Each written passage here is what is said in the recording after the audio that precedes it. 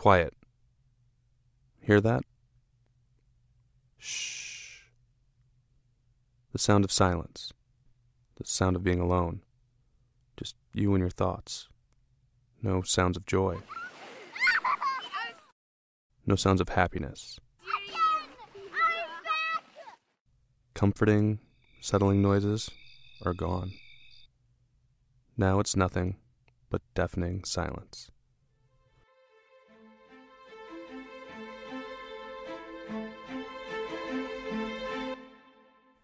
Since September 15th, 2011, John Skelton has been behind bars. He lives in segregation in a small cell inside Bellamy Creek Correctional Facility. That's in Ionia, Michigan.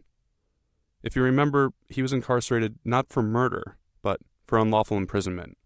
And to this day, there's no proof of murder. John's existence has turned into a lonely one. It's strange, but being placed alone, away from everyone, was surely done as a punishment, and probably for his own protection. But the almost absurd part is that solitude seemed to be the one thing that John craved the most. Maybe this is ideal, at least for him. The quiet, uninterrupted moments to himself.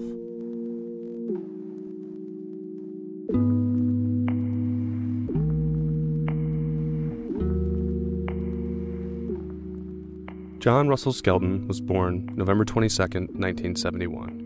He celebrated his 39th birthday just 4 days before Black Friday 2010. He grew up in Jacksonville, Florida, and went to Fletcher High School, which is located less than a mile away from the Atlantic Ocean. John's mother and father are still there, just about 5 miles away from the high school. After high school, John joined the Army and moved around a lot. He was in Washington, D.C. for a while, and at one point he worked at Walter Reed National Military Medical Center. That's in Bethesda, Maryland.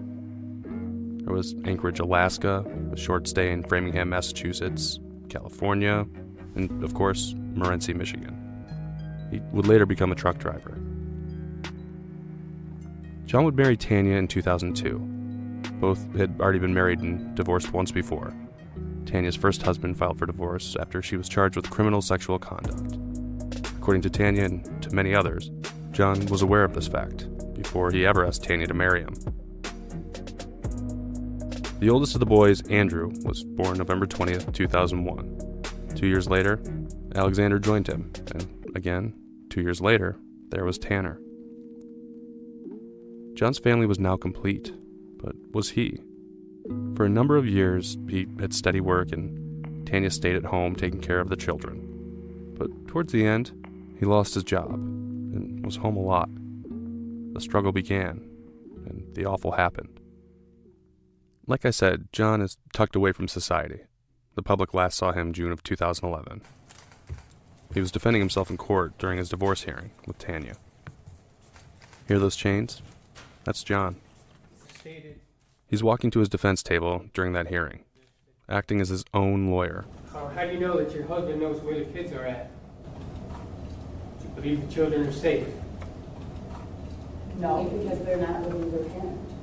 Just so you can picture it, John, who, by the way, is a smaller guy, he's 5'7", about 130 pounds. Not bald, but balding. And he's standing there. He's standing there at the table, asking questions, like a lawyer would. Are you okay with not seeing your kids anymore? And Tanya, she's up at the stand. It's a strange sight. What John did was put Tanya on the spot about the kids, asking her, in the courtroom, if she thought the kids were safe. You heard her. They aren't safe unless they're with a parent. The divorce would be finalized. Since then, John has been out of view. Interactions with the media very scarce. But back in February of 2011, before the divorce hearing, but after he was already incarcerated for wrongful imprisonment, he did do a phone interview with WDIV-NBC Detroit's Sandra Ali. The quality of the phone's audio in prison is not the best, so I'll help walk you through the conversation. But he started with the only emotion he would show throughout the entire interview. My heart was constant. My puppies. I love. What John said was, that's what I call them. My bubbies. I love them. My heart was constant. My puppies. I love. Tearful words from an upset father. a man now sitting in jail because he made his kids disappear. Have you hurt the boys in any way, shape, or form? Absolutely. Other than it was strangers.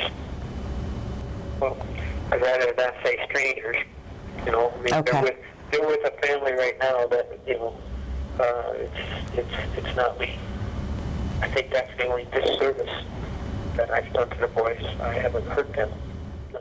John tells Sandra that he hasn't hurt the boys, that the boys are with a family, that he knows. The ultimate question is, who is this family, right? That's what everyone is wondering. His answer is vague. This organization that you said you gave the boys to, is it a foster family? First of all, it's the one thing that I wish I could tell everybody and put it in big, bold letters, turn up the volume as high as you can. I did not give my kids to anyone. I didn't give my kids away. Okay? But, yes, I'd have to say yes on that question. Can you tell me where? For right now, this is a good place for the boys. The boys are better off with their foster family right now. John, being John, made this entire thing confusing. But the short of it was, he admitted to giving the children to a quote-unquote foster family, saying the kids were better off with them. He would also say, not in this part of the interview, but later, that he met 4 people that went by the names of Joanne, Virgil, Sue, and Elijah, saying he knew those weren't their real names. But John said he met them at JD's truck stop in Niles, Michigan, back in September of 2010. It was then that he started the process of handing the boys over to them. John gave the group his home address so they could meet Andrew, Alexander, and Tanner. And eventually they did, according to John. He allowed the boys to sleep over with the new friends Thanksgiving night. In a different interview, he would name the group that he allegedly gave the children to. He called them the Underground Sanctuary. According to John, he thought the sleepover would be a trial run, and that he would get them back right afterwards. But after handing the kids over, that was it. He never saw them again. With all of the resources of the FBI, they can't find this foster family. I think it's a vetted organization that knows what it's doing. If you couldn't make that out, he said he thinks the organization that has the kids knows what they're doing. We covered our tracks well. They covered their tracks well. John's hubris is now starting to show. The story that he's trying to sell is that he gave the boys to a family that's tied to an underground group that apparently takes in children. Well, it was either the Amish, the Mennonite, or there was some reorganized Mormons. So according to John, this underground group, and you can't see that I'm using the good old-fashioned air quotes right now, but they're Amish or Mennonite or reorganized Mormons. I mean, I wouldn't necessarily call any of those groups underground. John has told reporters that he misses his sons, that once he's out of prison, the people holding Andrew, Alexander, and Tanner will know how to reach him and how to get the kids back to him. He also said later that he didn't try to kill himself. Remember, he originally told doctors and nurses in Toledo that the morning the boys disappeared, he tried to hang himself. But it failed and instead hurt his foot. Tanya's longtime friend, Kathy Herrera, says that whole thing was an act of some kind. The rope that he had, they said, it was so long for where he was going to jump off, he wouldn't have hung himself. This is just another example of John painting a picture of what happened one day, and then the next, when he's asked to paint it again, he paints something brand new or completely different. John told investigators that, quote, the children will hibernate until they graduate, unquote. That's an eerie statement. Hibernate. Not a comforting word under these circumstances. He also told authorities that he wrapped each child in a blanket, gave them a stuffed animal, placed them in his van, and drove them away. To where? We don't know. If his cell phone records prove anything, it's that he drove from his house down to Holiday City, Ohio, and back in under 2.5 hours, which we've already covered. But were the kids in the van the entire time? Was there an exchange in Holiday City or somewhere else close by? I mean, we don't know. The Amish theory is intriguing, worth checking out. police definitely have. One of the theories that's floated around is that the boys were dropped off to the Amish, right? Yes. Is this something that's being pursued, if you can talk about it, or has been pursued, or even is it feasible? I would say anything's feasible. Because the case is still active, Detective Lieutenant Jeremy Brewer couldn't go into detail about that. Tanya's friend Kathy says the Amish are a possibility, but not one that should be taken too seriously. I just can't imagine them accepting children. I do know a few Amish through some other friends, and we go there to buy their goodies that they make and stuff. They're so open and loving. I know that they would love children, but I can't imagine them just saying, well, we'll just keep these kids for you. I can't imagine that. These kids that have been exposed to all the modern amenities, right? I mean, yeah, and they're bound to say things, you know. Those are sharp kids. They weren't stupid. They knew who their family was. They could say, you know, well, why can't I see my mom? many people have brought the Amish up to me. They are simple, gentle, God-fearing people who have integrated themselves into modern society through work and proximity. And while they're integrated into modern society, they don't live that way at all. Most of us know this, but to be clear, they don't use electricity in their houses, so obviously no TV, no radio. They can read newspapers, but a lot of their life we just don't know about. In the areas surrounding Morenci, there are tons of Amish people. In fact, in Indiana, which isn't too far away, 2 of the top 3 most heavily populated Amish areas, well, they're there. In fact, there's over 20,000 people living in some of those settlements. In Ohio, there's even more. So the Amish story, it could be true, couldn't it?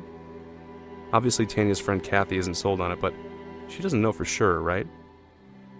Because the police can't tell me much more about this part of their investigation, I'm actually more intrigued by it. I'll be going deep into this theory soon. But back to John. He said he wasn't sure if the boys and their new foster family were in state, but he says his not knowing was by design. If he didn't know, then nobody else could know. And the person that he was trying to keep all this information away from? Tanya. In an interview that I found, John told another reporter that he doesn't want Tanya to lose faith. Even though this turned into a murder investigation, that he would never ever hurt those boys. John says that Tanya knows that. Thanksgiving night, John wrote the following on his Facebook account. "May God and Tanya forgive me." And when he was asked about that post later, he said that he wrote it because he was spiraling out of control. He was depressed. Said that Tanya was playing with his emotions. And during that interview, he also threw out blame to Chief Weeks, saying that the chief wouldn't take a report from John when he had complaints about Tanya. And also in this interview, which I don't have the rights to because if I did, you'd be hearing it now, John gets very emotional when he's asked about his message to Tanya and what it would be. He said, quote, "We loved each other for 10 years, and in that 10 years, we knew each other pretty well. And she knows her gut feeling, and not what people tell her. They think I hurt those babies." And now he's really emotional, almost hard to understand through the tears, but he goes on to say, "I didn't hurt those babies, at all." There's a long pause, and then he says, "I was a victim, just like she was. They were taken from me too." This is so confusing. I'm right there with all of you. I'm telling the story, and I'm confused. Based on the conversations I've had with various people along the way, the most common thought is, unfortunately, the kids are likely dead. But nobody, not a single person, has ruled out the boy's survival. It's not likely, but still, it's possible. All right, let's take a quick break. I want to tell you about another podcast from WDIV and Graham Media. It's called Mismatch, hosted by veteran reporter Roger Weber. Each episode tells stories about things in life that just don't quite fit. Don't miss the episode about a jingle writer who is ready to take on something much more intense and heady than think forward first. I would play something like, okay, so is it supposed to be a happy time in Armenia? But how can I make that sad? And then I go... Subscribe to Mismatch today. A word and a thought that I really haven't gotten into yet is revenge. That's what this whole case seems to be about. John's stories are confusing and hard to follow, and at this point I'm wondering if it's difficult for him to organize and keep track of his own thoughts. I hope to have a chance to ask him that. But he maintained in all the interviews with the media that Tanya was sexually abusing their own children. And in one report he said the boys came to him one day and said, "Mommy was sexing us." According to John, Tanya wouldn't discuss those claims with him. So his course of action was to get the kids away from her. John would also say later that he feels like he may have been duped by the organization that took his kids, that maybe they weren't honest with him.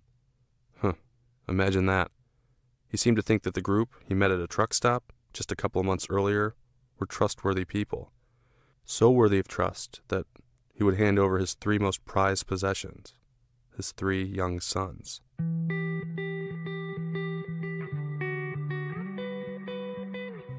I've never met John, never spoken with him. I've never sat across from him and looked him in his eyes. Never had the chance to observe him or study him in person. I've read all about him, his actions, words, and thoughts. I try not to let opinions of those that I've spoken to about John, in this case, cloud a fresh perspective. And I think I do a decent job.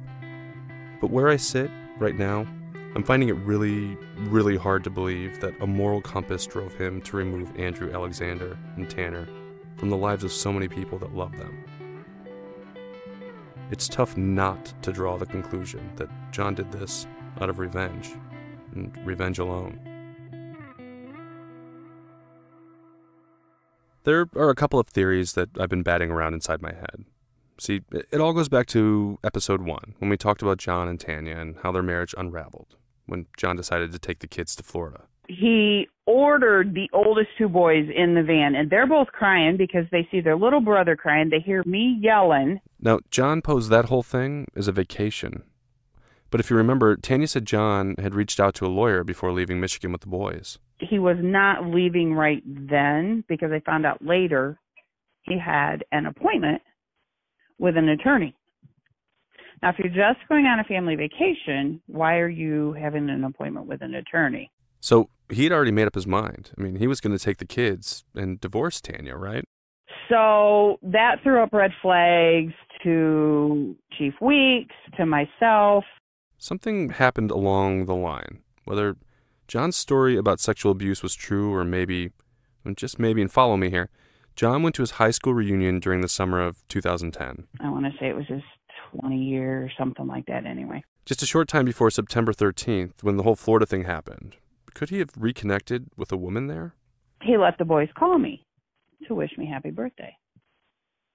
And they're telling me, we've been swimming and we this and we're at Daddy's friend's house. And I'm like, oh, you're not staying with Grandma? No, we're staying at Hillary's house and her daughter, she takes us to the pool here and I knew who Hillary was because she's one of the friends he had talked about when he came home from his class reunion. Could that have been the motivation to leave town and start over with a new life? Chief Weeks says, hold your horses. Was there a romantic connection between John and Hillary? I mean, was that avenue explored at all? What I'll tell you is that we spoke to virtually anyone that had any connection with John. So did we speak to her? Yes. I think that it's natural in the position of wanting to know all the answers to look at what you know and try to connect the dots of what you know and realizing there's dots missing. So I don't know that, That I have all the dots? Right. What I can tell you about Hillary is that I tried to track her down many times, but those attempts came up empty. Investigators have told me, though, that road is a dead end. Either way, the kids are gone, and yet again, only John can answer those questions.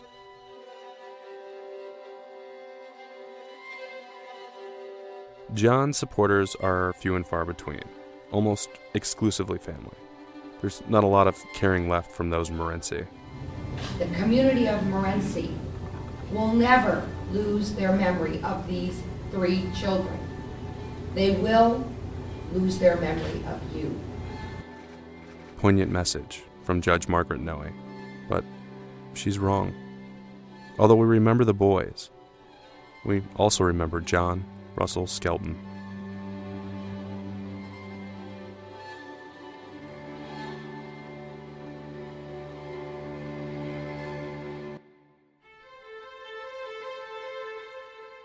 Coming up, reporter Sandra Ali and I head to Amish country.